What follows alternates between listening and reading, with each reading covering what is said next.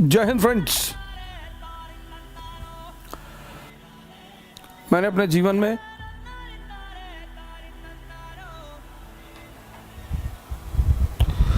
एक लंबा संघर्ष किया है। खाने के लिए भी सोचना पड़ता था सर। दिल्ली में जो डीटीसी के स्टॉप है, यहां पे सोया हूं। गुरुद्वारे में खाना खाया हूं।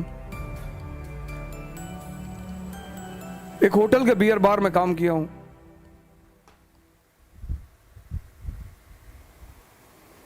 कभी फुर्सत से बताऊंगा आपको।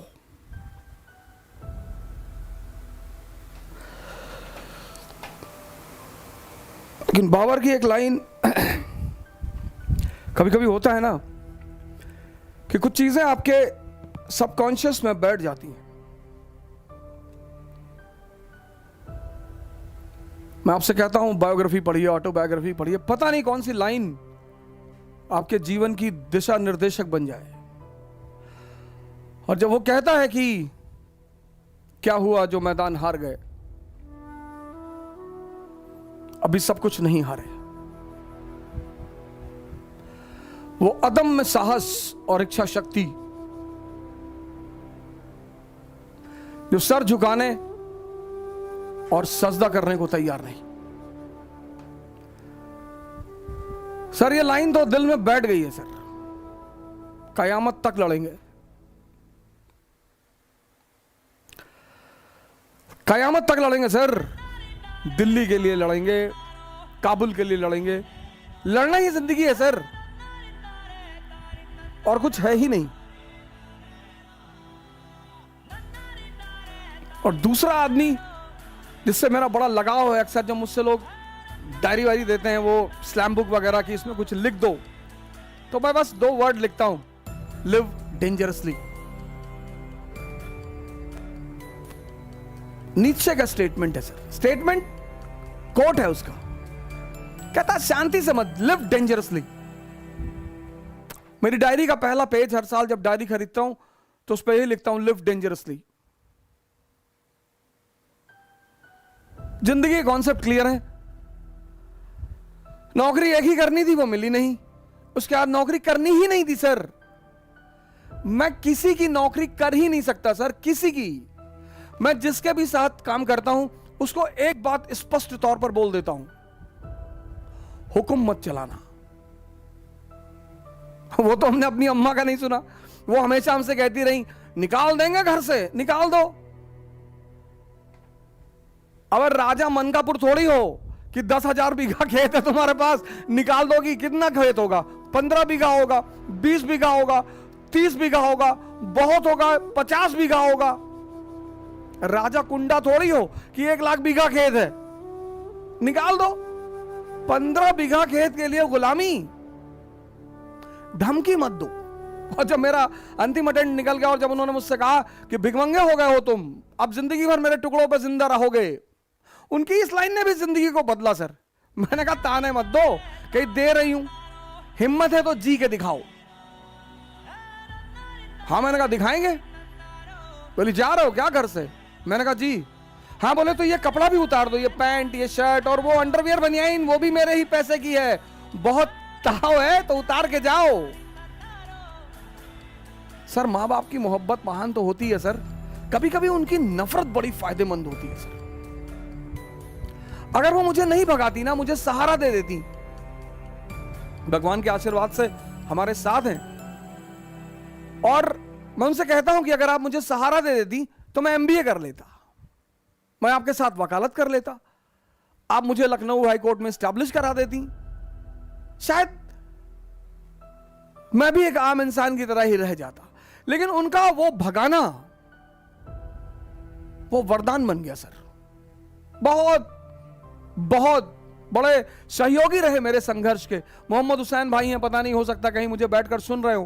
किसी जमाने में विमर्श नाम की इलाहाबाद में कोचिंग चलाते थे सर। वो मुझे पढ़ाने के बदले में सिर्फ खाना खिलाते थे, पैसे भी देते थे, कभी कभी मूड करता था तो पैसे भी देते थे, और बड़ी मदद करते थे। और मैं उनके साथ मनमोहन चौराहे पे मस्जिद है, मैं वहीं पे उनके साथ कभी कभी रहता था। अटाला ले जाते थे कबाब और रोटी खिलाने के लिए सर। वो मेरे संघर्ष के बड़े महत्वपूर्ण साथी हैं सर। इंसर्च एकेडमी चलती थी, कुंदन राय भाई हमारे, पता नहीं हो सकता शायद हमें कहीं सुन रहे हो, उन्होंने बड़ी मदद की सर। सबसे अहम आदमी जो रहा जिसका नाम मैं लेना चाहूंगा वह है सुरेश सिंह। एटीएन एकेडमी चलाते थे सर। वो पहला आदमी है मेरे जीवन में जिसने मुझे एक अच्छी रकम मेरे हाथ में रखी पढ़ाने के एवज में। अरे कहा हो जा सर, आप पैसा ले जाइए और कभी आपको जरूरत हो तो हमसे मिलिए। अभी इलाहाबाद हाईकोर्ट में वो प्रैक्टिस करते हैं सुरेश सिंह। बहुत मर्दाने किस्म के आदमी। अभी तो काफी दिनों से मेरी बातचीत उनसे नहीं हुई, लेकिन उनसे बड़ा अच्छा वो रहा। फिर मैं दिल्ली चलाया, मेरे एक बड़े अहम सहयोगी रहे नीरज तिवारी जी। उन पर तो मैं एक अलग क्लास ले ही लूंगा। बड़ा रोल रहा उनका मेरे जीवन में। और मेरे मित्र हैं मनोज जायसवाल। अभी वो एक इंटीग्रिटी आईएएस करके संस्था चलाते हैं। उनका एक बड़ा अहम रोल रहा। बड़ी बहुत जबरदस्त सहायता की उन्होंने मेरी मुसीबत के वक्त में। और नीरज भारद्वाज जी हैं, राव आईएएस में पढ़ाते हैं, ज्योग्राफी पढ़ाते हैं। के बशर साहब हमारे इकोनॉमी के टीचर हैं, उनका नाम लिए तो मैं वो बात ऐसे बड़े सारे लोग हैं, मैं सबका नाम तो लेना ही चाहता हूं। और कभी मौका मिले तो इन लोगों का जो एक ऋण है मेरे ऊपर, वो ऋण भी चुकाऊंगा सर। लेकिन संघर्ष डरने की चीज नहीं है सर। संघर्ष मजा लेने की चीज है सर। कोई नहीं है, कोई किसी को फोन मिलाओगे काट देगा। जो संघर्ष से डर गया वो मर गया। सर मैं आगरा पढ़ाने गया, हमारे अमित भाई वहां कोचिंग चलाते हैं, सेंटर ऑफ एम्बिशन, ऐसे कुछ नाम है उनकी कोचिंग का। सेंटर ऑफ एम्बिशन आगरा में है, बड़ी फेमस कोचिंग है। अमित भाई चलाते हैं, अमित सिंह हमारे, बहुत जबरदस्त आदमी, बड़ा फैंटास्टिक टाइप के आदमी है। आज भी हमको बुलाते हैं। वो आप आगरा एंटर करेंगे तो एक चौराहा पड़ता है, वही चौराहे पे उनकी कोचिंग है, सेंटर ऑफ एक्सेलेंस या सेंटर ऑफ एम्बिशन, ऐसे कुछ नाम है उनकी कोचिंग का। तो मैं उनके यहाँ पढ़ाने गया, क्लास लेने गया।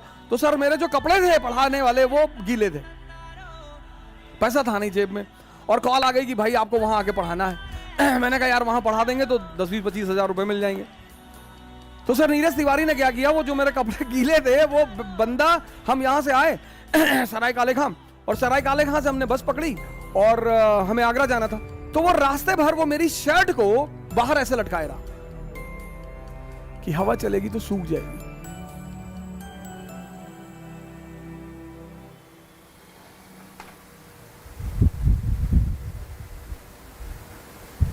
अब तो कोई डरा ही नहीं सकता सर। हर रंग, हर रूप जीवन का देखा है सर, हर मौसम देखा है, हर चीज बनाना जानते हैं। मटन करी बना ले तो ताराचंद में बम बनाना भी सिखाया जाता है सर। हमारा केपीयूसी छात्रावास तो उसमें डिग्री देता है सर इलाहाबाद में कि कितनी आवाज पैदा होती है। इलाहाबाद एक बहुत ही महान सेंटर है सर, बहुत महान। विद्या का क्षेत्र है, हिंसा का क्षेत्र है, क्रांतिकारियों का क्षेत्र है, और उसको फिर से एक बार भारत के पटल पर उभरना पड़ेगा। जब भी भारत का पुनरुत्थान होगा तो उसकी धारा फिर से इलाहाबाद से ही बहेगी, क्योंकि उस मिट्टी में है कुछ। हमारे यूनुस खान साहब हैं, परिवर्तन आईएएस चलाते हैं, बहुत ही जबरदस्त आदमी, पॉलिटी पढ़ाते हैं, और क्या पॉलिटी पढ़ाते हैं सर। तो मैं ये कहना चाहता हूं कि संघर्ष अब तो सर ये लगता ही नहीं सर। यही मैं आपसे कहता हूं, कभी फुर्सत मिली तो अपने ऊपर ही पूरी कहानी सुना दूंगा।